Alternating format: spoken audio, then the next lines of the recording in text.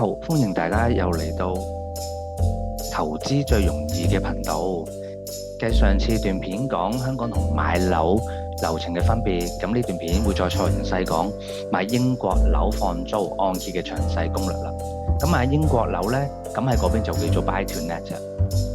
咁究竟香港人做按揭嘅時候個流程係點樣嘅呢？我哋有咩選擇呢？咁一開始啦，都係揀選自己心儀嘅單位啦。咁你上 Rightmove 啦，去揀你自己想心儀嘅地區啦，或者幾多房啦。咁買英國樓主要睇幾多房嘅，就唔係睇幾多尺嘅。一般就係2房啊、3房啊、排屋啊，或者 semi-detached house 啊，或者 detached house 啊等等咁。咁你揀咗你心儀嘅單位咧，之後咧就你自己親身去睇樓啦，或者委派代表你嘅 agent 去睇樓嘅。咁睇完樓啦，你又覺得個價錢合適嘅，咁你就可以出一個 offer letter，咁就俾呢個業主嘅。咁嗰邊咧，其實就嚴格嚟講就唔叫業主啊，叫 landlord 啊，叫地主啊。因為咧喺英國買樓咧，其實分2個嘅模式嘅，一個叫做 freehold 啦，一個叫做 leasehold 啊。freehold 即係代表你買咗嘅係買嗰塊地啊，就唔係買咗個居住權咁簡單啊。咁另外一種就 leasehold 啦，leasehold 咧就係我哋而家香港常見啊，我哋叫做嘅業主啦。咁咧，你塊地係冇買到嘅，你淨係買咗喺上面嘅居住權嘅。咁呢收咧喺英國就最長可以去到999年啊，咁樣。咁呢度就唔詳細講啦。咁之後如果喺其他片裏邊可能會再提及或者再講嘅。咁你俾咗 offer letter 嘅時候啊，咁對面地主或者係業主咧，佢就會睇下你俾嘅 offer 係咪合適啦。然後佢可能會問你一啲簡單嘅問題，或者佢嘅代表律師會問你一啲問題嘅，包括睇下你有冇入息證明啊，或者你係邊度嘅人啊，咁諸如此類嘅。如果佢覺得都可以嘅話咧，咁佢就會出翻封 acceptance letter 俾你。咁你收到 acceptance letter 咧，咁你之後你就會開始揾按揭啦、揾律師啦，同埋揾測量師嘅。咁下一步啦，我當你收咗 acceptance letter 啦，咁你就要揾按揭經紀 mortgage broker。當然你可以唔揾嘅。咁喺香港咧，咁就揾按揭就有2個模式啦，一係就自己去唔同嘅銀行去做申請按揭啦。第二種咧就係揾按揭公司啊，或者係我哋平時所講嘅經絡按揭啊咁樣，佢就會代你揾一啲唔同嘅按揭嘅計劃，咁建議俾你嘅。咁英國咧就一樣啦，但係佢嗰邊通常就唔會自己揾噶啦，佢哋通常就會揾按揭經紀嘅，佢就俗稱 mortgage broker。咁按揭同香港有咩唔一樣咧？咁首先啦，審批時間啊，其實都相當之長㗎，咁都約莫2至3個月嘅，可能更長嘅。由於呢段時間疫情啊，可能佢審批時間更加長，同埋多咗香港人去買樓啊，咁可能隨時會多過3個月嘅。其實香港你都知道啦，其實一般都唔會多過1個月嘅時間，可能更短添。第二，我如果冇英國戶口啊，我可唔可以借按揭啊？答案係得嘅。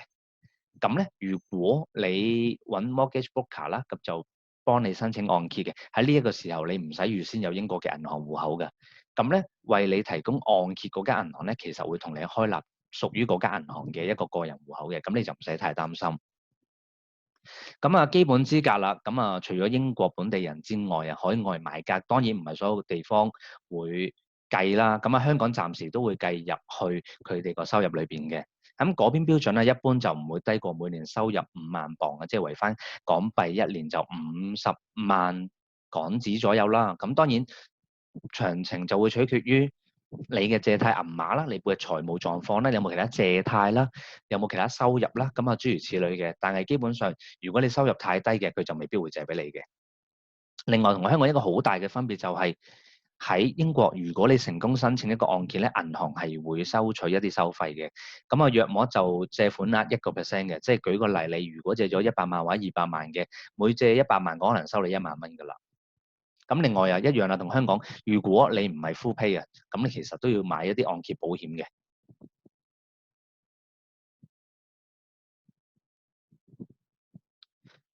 咁個內容啦，咁佢嗰邊個按揭計劃咧，同香港有咩唔一樣咧？咁我哋作為海外嘅買家，一般年期就好少會長過25年㗎。當然睇下你個人嘅性質啦，或者你嘅財務狀況諸如此類嘅。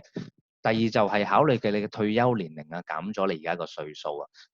呢個就兩個啦，取其短啦，睇下邊一個年期較短啦。第二利率啦。咁喺香港大家都知啦，有 H 按同埋 P 按啦。咁喺英國咧就會有唔同叫法嘅，或者第二樣嘢嚟嘅，佢哋會有個 initial tracker 啦，同埋 standard variable rate。咁其實講緊乜嘢咧？喺英國你做按揭啦，咁基本上例如你一開始就申請咗一個25年，其實嗰25年咧並唔係同一個利息啊，即係好似香港咁叫定息啦，H 按就叫做浮息啦，咁啊冇好似 P 按咁啊，永遠定息喐個 P 就喐嘅，咁佢哋有個叫 initial tracker，咁一般2年至5年嘅，咁你就自己選擇啦。第一段時間咧其實係定息嚟嘅，咁第二段時間啦就進入 standard variable rate 啦，咁呢個就係浮息嚟嘅。咁就 initial tracker 咧，如果時間越短啊，個利息就越低嘅。如果你頭5年想定息嘅話咧，咁其實嗰個利息就相對之高噶啦。咁 initial tracker 一般就會計 base rate 啫，再加某一個百分比嘅。咁 base rate 就係根據英倫銀行啊而家嘅拆息或者叫做利息啦。咁啊，而家英國就做緊0.1厘嘅。咁就加以我哋非本地買家約莫就3厘多啲啦，咁啊加埋3厘幾至4厘啦，咁啊睇最後佢個審批狀況嘅。咁過咗2年或者過咗5年之後啦，就會去咗 standard variable rate，咁啊會浮動嘅。咁啊呢一個就會可以上翻網睇下，佢有唔同嘅利息嘅。而家喺呢一刻咧就4.35厘嘅。咁喺英國咧，咁就還按揭咧，佢就有2個款式嘅，咁就唔似香港啦，一定係本金連利息還款啊。咁啊，佢哋嗰邊叫做 capital repayment 啦，我哋香港常見嘅就係本金連利息。咁第二款其實就有嘅，就叫 interest only 啊，就係還息不還本啊。如果你最近有聽喺疫情嘅時候，香港都有部分銀行啊為呢個商家提供呢個還息不還本啊。咁喺英國咧，其實咧係可以有呢個還息不還本嘅選擇㗎。咁即係講緊乜嘢啊？咁我每一年啦，我或者每一個月啦，我還嘅淨係還利息嘅，即係個本金我從來都唔還嘅。咁個本金幾時還啊？就會到你到期啊，嗰一期啊，就會一次過叫你還翻個本金啊。舉個例，你借咗120萬嘅，咁你最後25年後，咁你到期啦，咁就一次過還翻125萬啦。咁喺呢25年期裏邊咧，咁你就每個月咧就淨係還利息就得嘅啫。咁啊借款額啦，咁嗰邊叫 LTV 啦，即係 loan to value 啦，即係你借幾多個百分比啊？香港就叫做按揭啦，個比例啦。咁就最高海外買家就75%啦。咁你想再多啲唔多人做到嘅，咁當然啦，呢個係最高啊。咁但係當然你想借嘅時候就預鬆少少啦。你可能預3成首期啦，咁啊穩陣啲。如果唔係到時你預得太敏嘅，臨時臨急佢批少咗嘅，你就會比較頻能啦，又未必撲到錢啦。如果你淨係選擇 interest only 嘅還息而唔還本咧，佢可以借款額俾你有機會更低啊！咁你要有呢個準備啦。咁你諗住喺英國，我唔止買一個單位，你買嚟收租喎，可能買更多。咁你第二個單位打後啊，你預首期預多少少啦，例如預4成啦。咁啊，確保你真係借到錢。如果唔係就你搞完一大輪啦，咁你最後借唔到錢咧，咁你最後都係買唔到單位嘅。咁我頭先所講嘅2種唔同嘅按揭計劃啊，其實有咩特別咧？咁啊，第一種大家都好認識嘅就係 capital repayment 啊，就係本金同埋利息一齊還啊。好處咧就係最後你經過若干時間，例如25年啦、20年啦，你供斷咗啦，咁個單位真係屬於你啦。咁就總還嘅利息咧，其實就較低嘅，因為咧頭嗰一段時間，例如10年咧，其實主要就還利息多過本金嘅。去到後期啦，咁即係話你借嘅本金越嚟越少啦，咁你最後就還嘅利息會越嚟越少嘅。咁啊，缺點就係你每個月收嘅租金啊，扣埋你還嘅按揭貸款啊，可能剩低個現金流會較少嘅。咁會有咩問題咧？咁舉個例，如果經濟好嘅時候就冇問題，如果經濟差嘅時候，你租金下跌，例如你收租只係得大概有800磅至900磅嘅，一下至到600磅，但係原來你要供700幾磅嘅，咁你就每個月唔單止冇現金流嘅淨流入啊，你仲要俾多千零蚊啊港幣啊，去補翻個按揭借款嘅。好啦，咁啊，interest only 聽上去又好似好着數喎，咁我哋睇下有咩好處啦。好處就增加現金流啊，咁你淨係還利息，咁自然就唔還個本金啊。咁啊，每個月可以基本上咧就俾少大概30% 至40% 不等啦。咁呢個現金流會大啲。舉個例，你放租一個3房嘅屋啦，咁你大概可能有800磅至900磅左右嘅。咁你如果銀碼唔係太大，可能你供利息啊，可能都講緊只不過係400磅左右嘅。咁你每個月嘅現金流會多啲嘅，咁你可能更加快令到你買第二個單位啊，因為你冇供個本啊嘛，你個本就提早係自己褲袋嘅，咁你自己褲袋嘅，咁啊彈性就多啲。咁即係話經濟下行嘅時候啊，就算減租啊，咁其實距離你還息嗰個距離都仲有一段距離嘅，所以就唔使太擔心。咁啊，最後係一個特色啊，就係貨幣貶值啦。咁啊，貨幣大家都知道係會貶值嘅。咁經歷咗25年之後啊，你最初25年前借個120萬，其實好可能去到25年後，如果以3% 貶值嚟計啊，可能實際上操作你嗰個購買力或者還嗰120萬，等於而家只不過係30萬至40萬嘅啫。咁呢個就係其中一個好處就係，我25年前借嘅120萬，去到25年後其實都唔係好多錢。咁啊，由於貨幣貶值咧，所以導致你最後還嘅金額雖然一樣，但係其實實際上咧，嗰個購買力其實係還少咗嘅。咁啊，缺點啦，缺點就係你到期嘅時候咧，就一次過償還本咁一次過俾晒。如果夠錢太大，你還唔到咧，你有兩個選擇，一係賣樓啦，咁你一係就轉按嘅。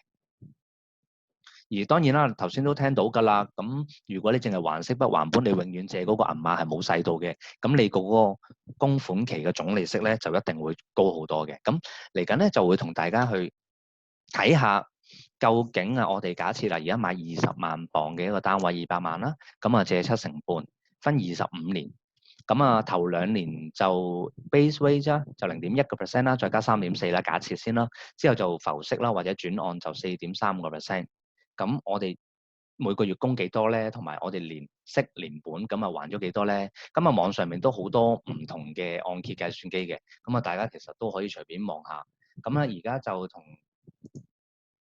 大家睇下，唔同嘅按揭會有咩分別咧？咁我呢度有條 link 啦，大家可以照撳入去啦，或者去其他 link 都得嘅。咁啊隨便撳一個啦。咁頭先講咗個例子啦，就借200萬嘅，即係20萬磅嘅，咁啊借7成半啦，咁就借15萬，係啦，呢個15萬25年啦，咁啊 interest rate 啊3.5啦，大概。咁啊先睇呢個 repayment 啦，咁就撳 calculate。咁啊計數，咁啊每個月咧就還751磅嘅，咁啊總年期就225358磅嘅。咁你見借嘅銀碼會越嚟越細啦，咁 that's why 最後啊你還嘅利息咧亦都越嚟越少，因為好多時候都還落個本金度。好啦，咁如果唔係我淨係還利息嘅，咁係幾多咧？我哋再計啦。好，咁你睇到啦，438磅啊，咁但係你總利息啊，連埋本金其實要281萬幾嘅港幣啊，即係281370，即係呢個數啦。大家可以望一望呢個表啦。咁啊每個月751啦，同埋438嘅分別嘅。咁以一個3房單位計啦，你可能有800鬆啲磅啦，至900磅不等啦。咁如果你淨係連本金連息咧，其實係夠冚嘅。但係咧，如果你有其他開支或者交稅咧，你好可能每年有一段時間咧，你就要咧再匯錢去你英國戶口啦，去交稅嘅。咁啊，交稅嗰部分咧，就遲啲會再拍片講咧。如果大家有興趣嘅話，咁就而家可以睇翻啦。如果連本連息還咧，咁最後你連本息咧就會還225000磅嘅。咁啊，約莫有75000磅係還咗利息啦。